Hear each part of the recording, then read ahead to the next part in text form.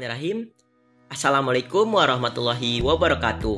Perkenalkan, kami dari kelompok 3 akan membahas materi mengenai replikasi DNA, gangguan DNA, serta efek dari gangguan DNA, mata kuliah biologi sel, dengan dosen pengampuh yaitu Ibu Dr. Hajah Tuti Kurniati, MPD. Sebelum lanjut ke pembahasan, saya akan memperkenalkan terlebih dahulu anggota kelompok kami.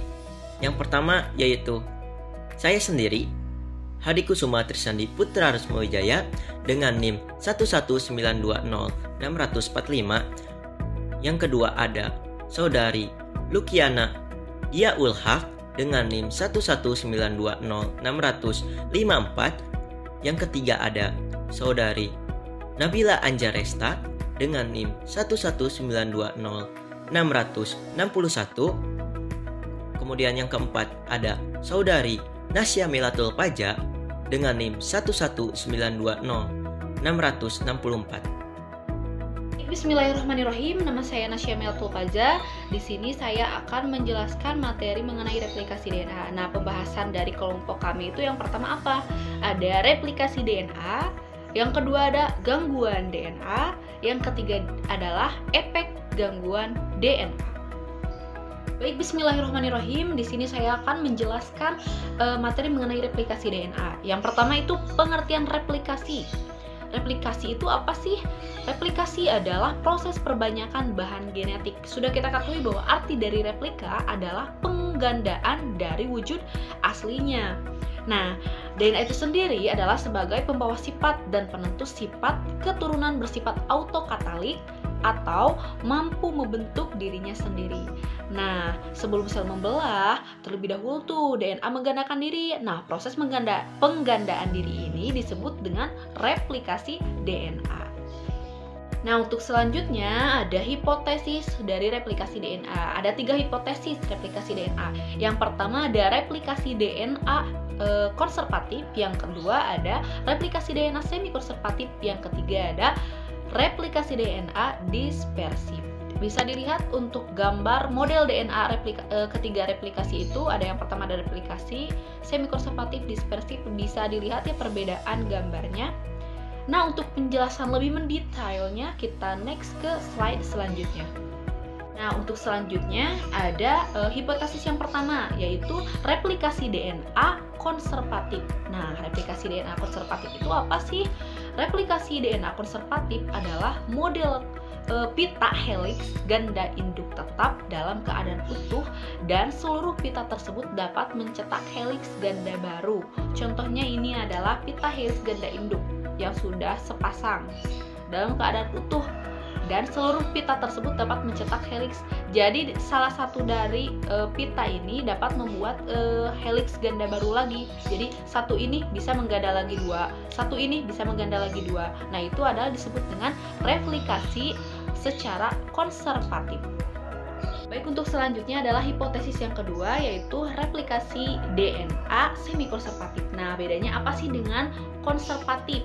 Nah, semi konservatif adalah setiap molekul untai ganda memiliki dapat memisahkan diri dan memiliki satu untai tunggal DNA induk dan satu untai hasil sintesis protein. Ini juga sama, memisahkan diri. Sel DNA induk diselimuti dengan hasil sintesis baru.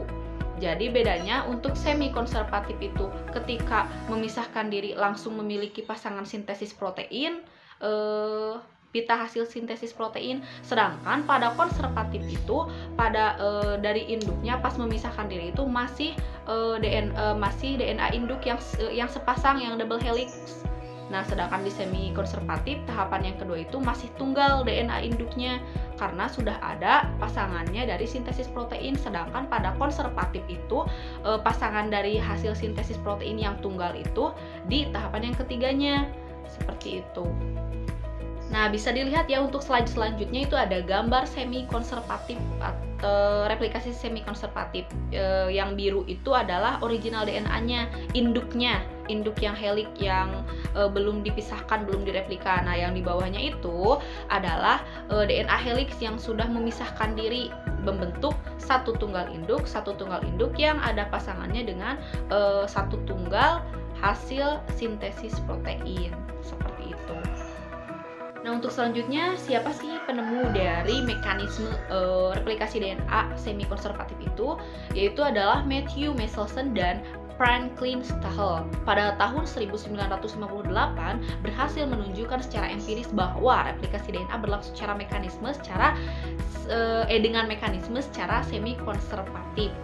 Nah, menurut sumber yang saya baca di buku Ibu Dr. Hajah Tuti Kurniati MPD, bahwa disebutkan teori yang sekarang banyak digunakan yaitu teori mekanisme secara semi konservatif. Bisa dilihat model semi konservatif itu seperti apa. Ini sumbernya dari buku Biologi Sel karya dari Dr. Hajah Tuti Kurniati MPD, bahwa model semi konservatif yang pertama ada molekul DNA, yang tahapan kedua seperti saya sudah bilang memiliki induknya memiliki satu induk tunggal itu memiliki pasangan hasil sintesis protein. Nah, ada apa aja zat-zatnya? Ada adenin, guanin, timin, dan sitosin. Itu untuk DNA. Baik, untuk selanjutnya yaitu replikasi secara dispersif. Nah, replikasi secara dispersif itu apa sih?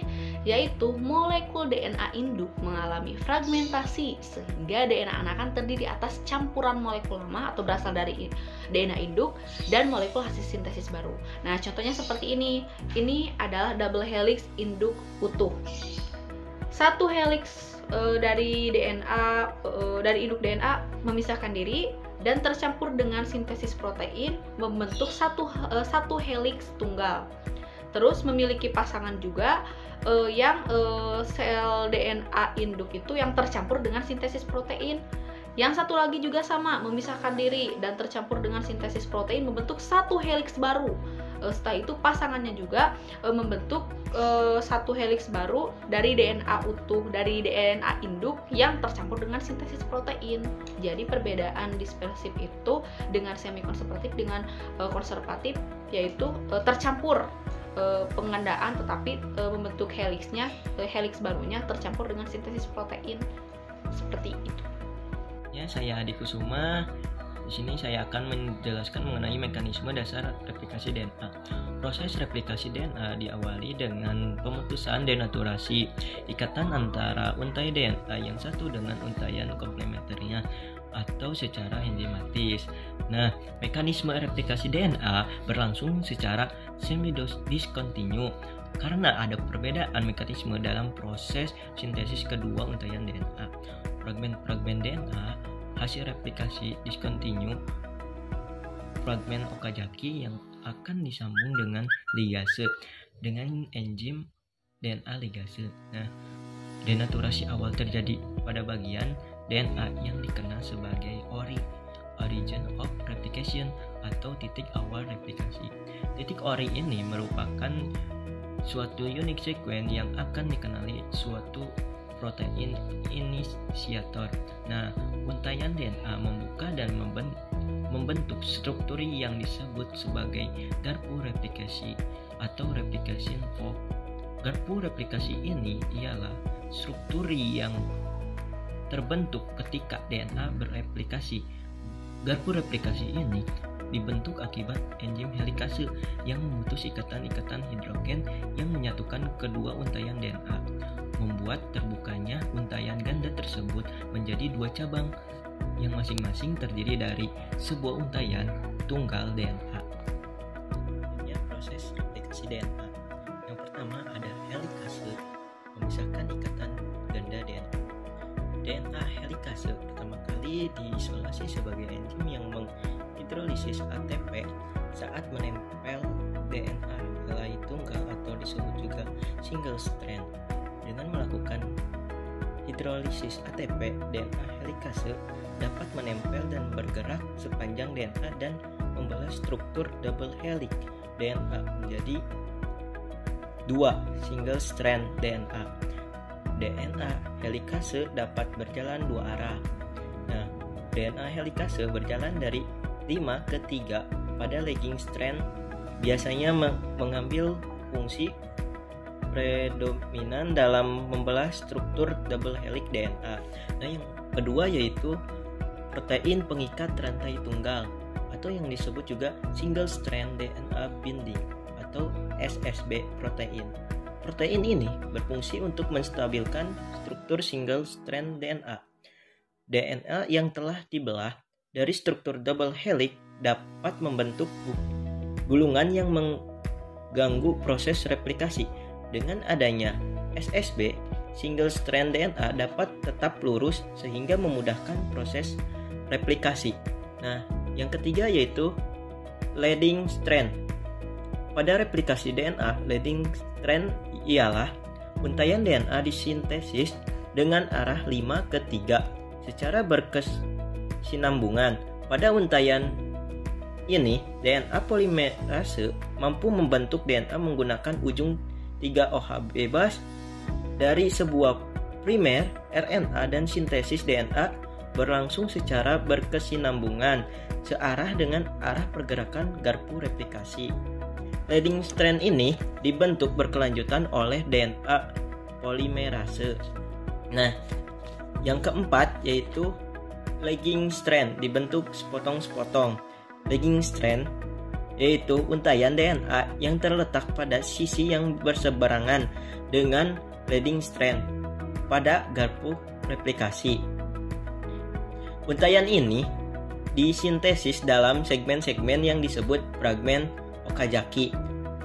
Primase dapat membentuk RNA primer yang akan diperpanjang DNA polimerase untuk membentuk fragmen Okazaki.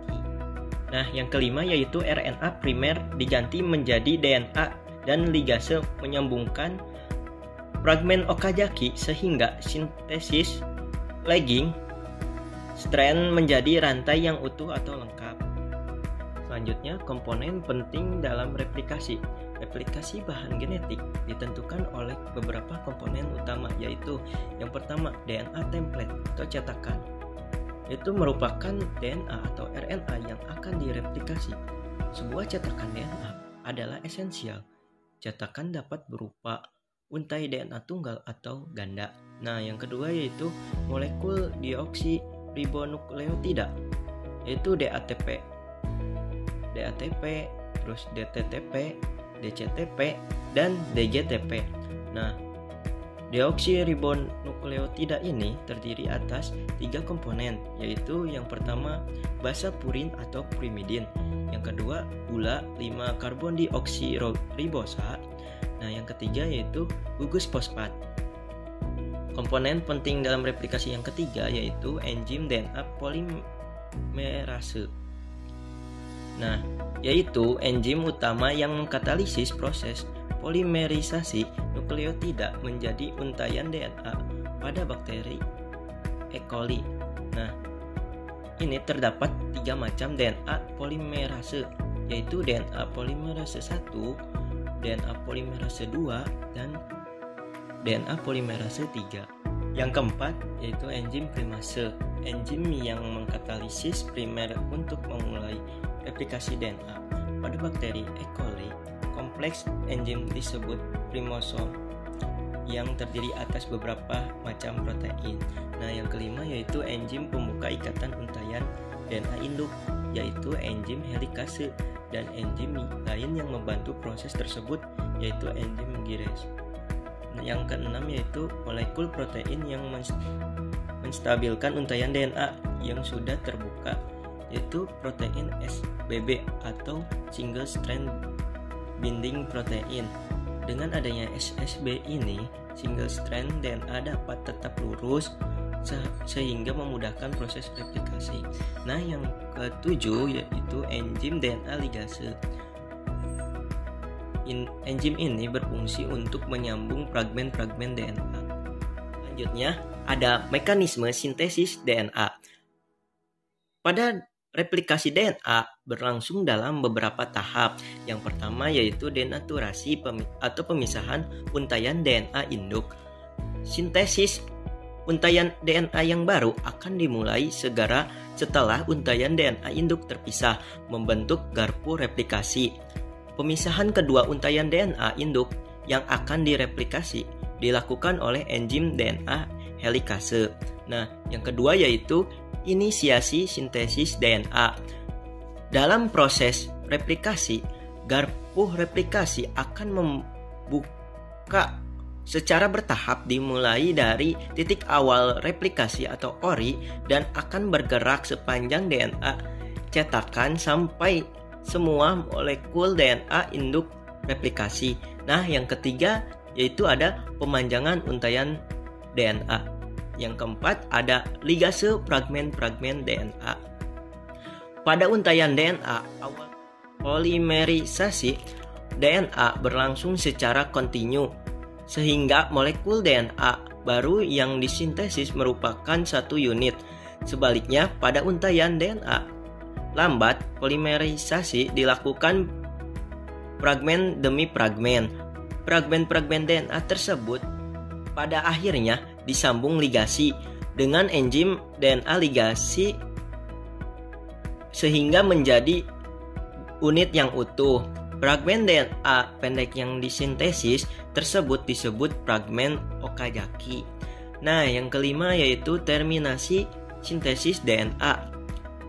Replikasi ini terhenti di lokasi terminasi khusus yang terdiri dari urutan nukleotida yang unik. Urutan ini diidentifikasi oleh protein khusus yang disebut TUS yang mengikat ke situs tersebut sehingga secara fisik menghalangi jalur helikase. Mungkin cukup sekian dari saya. Kembali ke materi selanjutnya. Bismillahirrahmanirrahim. Di sini saya Nabila Anjaresta akan menjelaskan tentang gangguan pada DNA. Kelainan genetik adalah di mana suatu kondisi terjadi adanya perubahan sifat ataupun komponen di dalam gen sehingga dapat menimbulkan adanya penyakit. Ada beberapa gangguan pada DNA. Yang pertama itu ada yang namanya alkoptunuria. Di sini alkoptunuria merupakan gangguan yang terjadi pada metabolisme tirosin. Gangguan ini penyebabnya terjadi gangguan pada mutasi gen. Sedangkan untuk gangguan yang kedua ada hemofia. Hemofia merupakan kelainan pendarahan langka. Bila penderita hemofia mengalami luka fisik, saat pendarahan tidak akan segera membeku dan akan sulit berhenti. Penyakit ini pertama kali ditemukan dalam catatan berkas Talmud pada abad kedua. Dalam sejarah modern, hemofia dimulai pada tahun 1803 oleh John Otto yang menerangkan adanya anak yang menderita hemofia. Hemofia ini terbagi menjadi 3, yaitu ada hemofia A, B, dan C. Nah, gangguan yang ketiga yaitu adanya penyakit anemia. Sudah tidak asing terdengar oleh kita penyakit anemia, bahwa penyakit anemia ini merupakan keadaan saat jumlah sel darah merah atau jumlah hemoglobin protein pembawa oksigen berada di bawah normal. Sel darah merah mengandung hemoglobin yang memungkinkan mereka mengangkut oksigen dari paru-paru dan menghantarkannya ke seluruh bagian tubuh. Nah, pada gangguan selanjutnya yaitu ada sindrom Klinefelter atau disingkat menjadi SK. Nah, gangguan ini merupakan kelainan akibat adanya kromosom seks tambahan yang menyebabkan hipergonadotropik, hipogonadisme, dan infertilisasi. Penampilan pasien ini hampir tidak berada dengan mereka yang beraktivitas normal. Penyakit ini juga disebabkan keterlambatan dan penegakannya diagnosis yang dapat menghilangkan kesempatan tata laksana untuk memperbaiki hipogonadisme. Penyakit ini juga merupakan penyakit yang datangnya tanpa gejala. Biasanya penyakit ini diagnosiskan pada usia remaja ataupun dewasa. Nah, yang terakhir ada sindrom Down atau Down syndrome, merupakan suatu kelainan genetik karena munculnya kromosom ekstra pada kromosom 21. Normalnya seseorang hanya memiliki 46 kromosom, namun pada gangguan ini terdapat 47 kromosom karena adanya kromosom ekstra. Kromosom ekstra ini dapat mempengaruhi suatu karakter fisik dan mempengaruhi kemampuan belajar penderita Down syndrome ini. Ada beberapa kasus pada anak yang menderita penyakit ini dengan adanya masalah di jantung, pernapasan dan juga usus. Meski demikian, masalah ini dapat diatasi karena gangguan ini disebabkan oleh kelainan genetik. Baik, nama saya Lukiana Diaulhaq. Di sini saya akan membahas mengenai efek gangguan DNA. Nah, yang pertama adalah interaksi radiasi dengan DNA. Dengan adanya kerusakan pada DNA ini, akibat radiasi akan menyebabkan terjadinya perubahan struktur molekul gula atau basa, putusnya ikatan hidrogen antar basa, hilangnya gula atau basa, dan yang lainnya. Nah, kerusakan yang lebih parah adalah putusnya salah satu untai DNA yang disebut dengan single strand break, dan putusnya kedua untai DNA yang disebut dengan double strand break. Nah, paparan radiasi pada sel menyebabkan kerusakan pada DNA. Kerusakan pada DNA akibat radiasi akan mengalami proses perbaikan terhadap struktur dan susunan DNA untuk kembali normal. Nah, mekanisme perbaikan terhadap DNA juga berpotensi untuk mengalami kegagalan, menyebabkan perubahan pada DNA yang mengarah pada kematian atau perubahan materi genetik. Perubahan yang diinduksi pada sel somatik mempunyai probabilitas yang rendah, tapi secara nyata memberi kontribusi pada proses kompleks karsinogenesis maksudnya. Nah, yang kedua yaitu ada efek alkaptonuria. Dalam kondisi alkaptonuria ini, tubuh tidak dapat memproduksi enzim homogentisat oksidase dalam jumlah cukup. Nah, enzim tersebut dibutuhkan untuk memecah hasil metabolisme tirosin berupa asam homogentisat. Nah, gejala utama akibat adanya alkaptonuria ini adalah akumulasi dari homogentisat asam dalam jaringan. Dalam sendi ini menyebabkan kerusakan tulang rawan, khususnya di tulang belakang, dan menyebabkan sakit punggung pada usia muda, dan ini banyak ditemui, dapat juga dirasakan di pinggul dan di bahu. Baik, selanjutnya ada efek hemofilia. Nah, sebelumnya efek hemofilia ini yaitu masalah pada gen atau mutasi genetik yang membuat tubuh tak cukup memiliki faktor pembekuan tertentu. Nah, dengan adanya masalah ini menyebabkan darah tidak dapat membeku secara normal, sehingga ketika pengidapnya mengalami cedera atau luka, perdarahan yang terjadi akan lebih lama.